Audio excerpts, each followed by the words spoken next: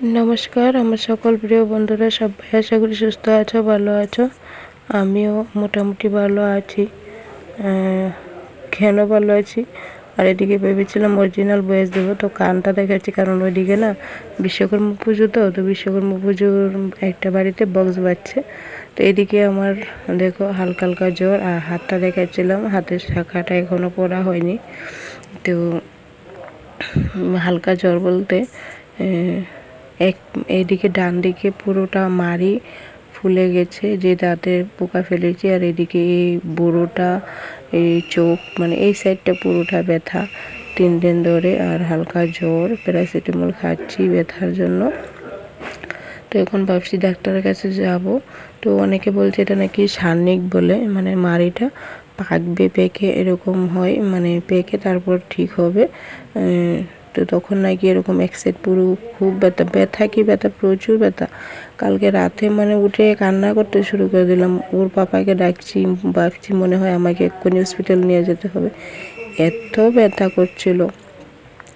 তো তারপরে দিয়ে একটু লিগার চা করে কি রৌদ্র গিয়েছিলাম সাব সেন্টারে ডাক্তার দেখাতে। মেডিসিনের ডাক্তার আসেনি আজকে, আর দাঁতের ডাক্তার আছে, তো দাঁতের ডাক্তারকেই দেখিয়ে এলাম। তো উনি বলল কিছু লাগবে না, প্যারাসিটামল খেতে জ্বরের জন্য, ব্যথার জন্য, আর লবণ গরম জল কুলকুলি করতে। আর আজকে সোনাকে নিয়ে আসিনি, কারণ সোনাকে ওর কাকার সাথে পাঠিয়ে দিয়েছি, ওর কাকার বাসায় থাকবে। এখন গিয়ে ওকে আনবো। দেখো কত রোদ, বিশ্বকর্মা পুজো, চারপাশে পুজো হচ্ছে। তো চলো দেখতে থাকো। তো তোমাদেরকে তো দেখালাম, আমি হাফটা উঠানো অবধি কিন্তু ভিডিও করেছি, তারপর আর ভিডিও করিনি। মানে হাফটা উঠে না মানে এত ক্লান্ত লাগছিল, পাগুলো যেন ভেঙে আসছিল। তো তখন একটু দাঁড়িয়ে চোখটা একটু বন্ধ করাতে সাথে সাথে একদম মাথা ঘুরে, আমি আর কিছু দেখতে পাচ্ছি না। মানে একদম চট করে গিয়ে একটা বাড়ির গেটের মধ্যে ধরে ফেলেছি, মানে এই গেটটার সামনে দাঁড়িয়েছিলাম। তো মানে মানে চোখও বন্ধ করেছে। তারপরে একটু সময় বসে তোমাদের দাদাভাইকে ফোন করলাম। তোমাদের দাদাভাই বলছে রেস্ট করে আসো। তো তোমাদের দাদাভাই আবার একটু এগিয়েছে, তো তখন আমি চলে এসেছি আস্তে আস্তে। তো এখন যে বয়স দিচ্ছি না, শরীরটা খুব খারাপ লাগছে। মানে এসে হসপিটাল থেকে এসেও শুয়েছিলাম, তোমাদের দাদাভাই একটু লেবু জল করে দিল, খেলাম। জানি না প্রেশার কমেছে না বেড়েছে, সেটা বুঝতে পারছি না।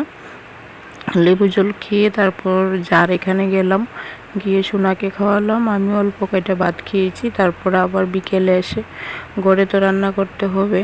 দেখো এত সুন্দর করে পনিরটা রান্না করলাম, খেতে একদমই ভালো হয়নি, হয়তো শরীরটা ভালো নেই সেই জন্য।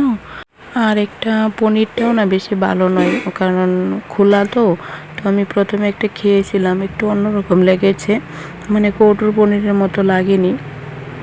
তো কীরকম একটা টক টক লাগছিল। তো তোমাদের সাথে পরে আর রান্নাটা কিন্তু শেয়ার করতে পারিনি, একদম ঝুল দিয়েছিলাম, কারণ মোবাইলটা সুইচ অফ হয়ে গিয়েছিল।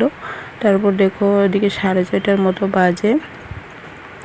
তো এখানে মনসা বাড়িতে পাশে, মানে আমাদের বাড়ির পাশে মনসা বাড়িতে বাথরুম, মানে বিশ্বকর্মা পুজোর দিন পুজো হয়, বলি হয়েছে।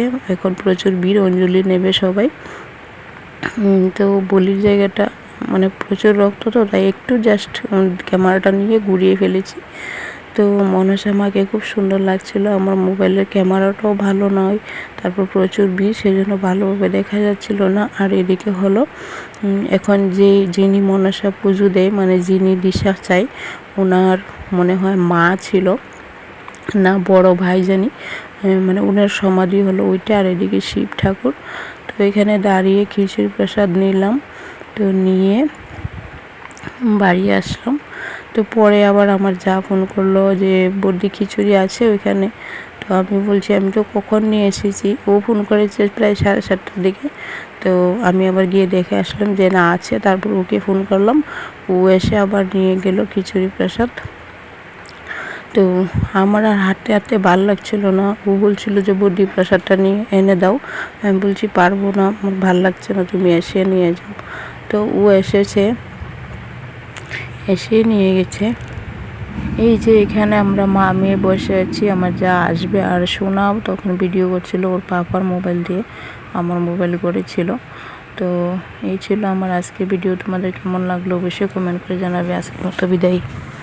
সবাই সুস্থ থেকো, ভালো থেকো, নিজের খেয়াল রাখো এবং পরিবারের খেয়াল রাখো, কারণ এখন ওয়েদার চেঞ্জ হচ্ছে। তো আমি তো অসুস্থ হয়েই পড়লাম। আজকের মতো টাটা।